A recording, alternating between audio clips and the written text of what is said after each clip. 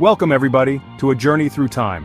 We're about to dive deep into the stories of civilizations that crumbled, societies that imploded, all with lessons for us today.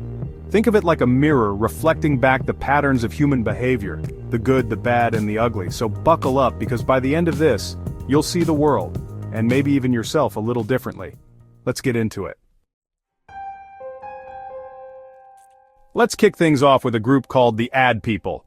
Imagine a civilization so advanced, so wealthy they made Dubai look like a dusty rest stop.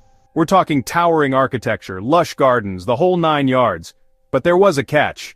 The Ad, they let their success get to their heads. They became the definition of bougie.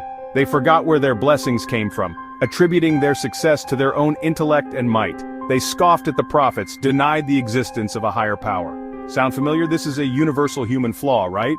Arrogance. The Qur'an reminds us that true strength lies in humility, in recognizing that our blessings come from a source greater than ourselves. The Ad, they serve as a cautionary tale. They remind us that no matter how high we climb, how much we achieve, we must remain grounded, remembering that all we have is a gift. Alright, let's talk business. The people of Madian, they were business savvy, but they were also notorious for cutting corners. We're talking false weights and measures, price gouging, the whole shebang. Basically, they were running a scam. When dishonesty becomes the norm, it erodes trust, the very foundation of any society. The Quran emphasizes that honest dealings, fair trade, these aren't just good business practices, they are moral imperatives.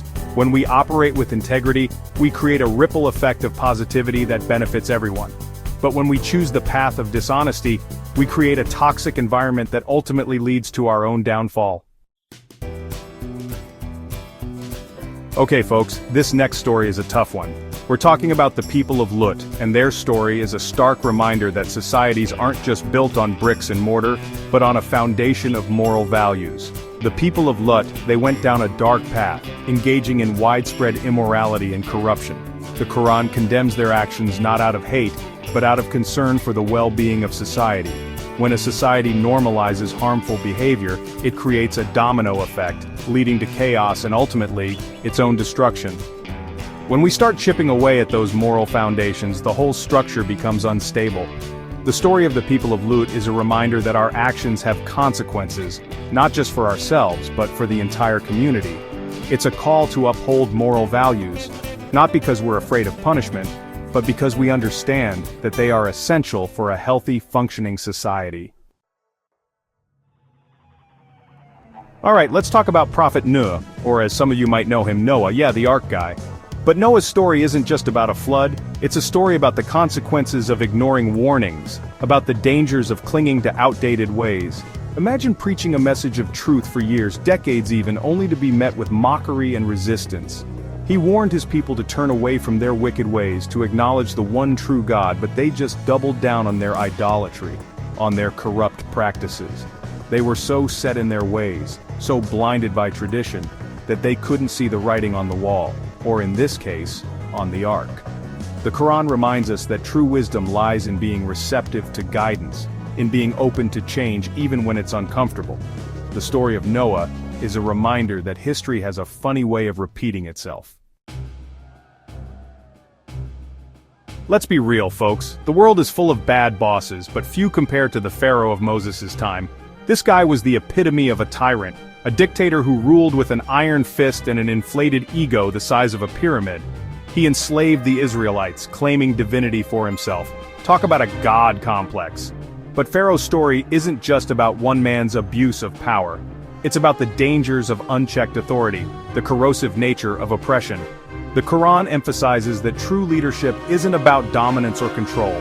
It's about service, about justice, about using your position to uplift others, not to exploit them. Look around, the world is still grappling with the consequences of unchecked power, of systems that prioritize the few over the many. The story of Pharaoh is a reminder that power, like a river, needs to be contained, channeled, or it will overflow, causing widespread destruction. Okay, let's talk about the Saba people, a civilization blessed with wealth and prosperity beyond measure. Think Silicon Valley before the tech bros, but with better weather.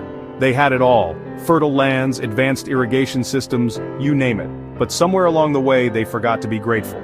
They became complacent, entitled, taking their blessings for granted. The Quran reminds us that gratitude is more than just good manners. It's a fundamental principle that unlocks abundance. When we appreciate what we have, it not only attracts more blessings, but it also fills our lives with contentment. The Saba, they got so caught up in wanting more and chasing the next big thing, that they failed to appreciate the incredible gifts they already possessed. Let's talk about tradition. Now, tradition can be a beautiful thing, right? It connects us to our past, gives us a sense of belonging. But what happens when tradition becomes a barrier to progress, a shield for harmful practices? That's the question the Quran raises through the stories of countless nations who met their demise because they clung blindly to the ways of their ancestors. They accepted things without question, without critical thought. How many times have you heard the phrase, "Well, that's just how we've always done it"? It's the ultimate conversation stopper, a way to shut down critical thinking and maintain the status quo. The Quran challenges us to question, to investigate, to seek truth for ourselves. Blind acceptance, it's not just intellectually lazy, it can be downright dangerous. Alright, let's talk about something that's at the core of Islamic belief, the oneness of God. The Quran is pretty clear on this one, folks. There's one God, and that's it. No partners, no sidekicks, no demigods. Idolatry isn't just about bowing down to statues, it's about placing anything or anyone above God. It's about letting our desires, our possessions, our ideologies become our gods. The Quran reminds us that true freedom comes from submitting to a higher power, from recognizing that we are not the center of the universe. Here's a sobering thought: societies don't just collapse overnight. The decline is often gradual, a slow creep of corruption, of injustice, of apathy, that eventually poisons the whole system. The Quran emphasizes that societal change, for better or for worse, starts at the individual level. Every act of kindness, every act of oppression, every choice we make creates a ripple effect. One person cheats on their taxes, no big deal, right? But what happens when everyone starts doing it? The whole system crumbles. One person turns a blind eye to injustice, it's easier to look away. But what happens when everyone stays silent?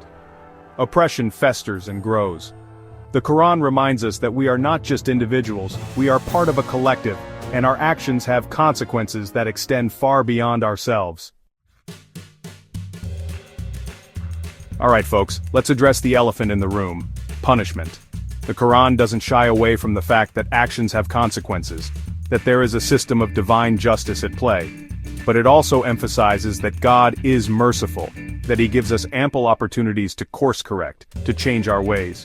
The Quran is full of stories of nations who were given warnings, prophets who were sent to guide them, yet they persisted in their wicked ways. They became so accustomed to their own corruption, so blinded by their own arrogance that they couldn't see the forest for the trees. When we pollute the environment, we face climate change. When we neglect our health, we get sick. Similarly, when we create societies built on injustice, on oppression, on greed, we shouldn't be surprised when those societies eventually crumble. So there you have it, folks. The Quran doesn't just tell these stories to scare us, it tells them to wake us up, to remind us that we have a choice. We can either learn from the mistakes of the past or we can be doomed to repeat them. By learning from these lessons, we can avoid the fate of these destroyed nations and work towards a just, moral, and prosperous society. It starts with each of us, examining our own hearts, our own actions, and asking ourselves, are we building a better future or are we contributing to the problem? Thank you for watching. Don't forget to like, share, and subscribe for more insightful content.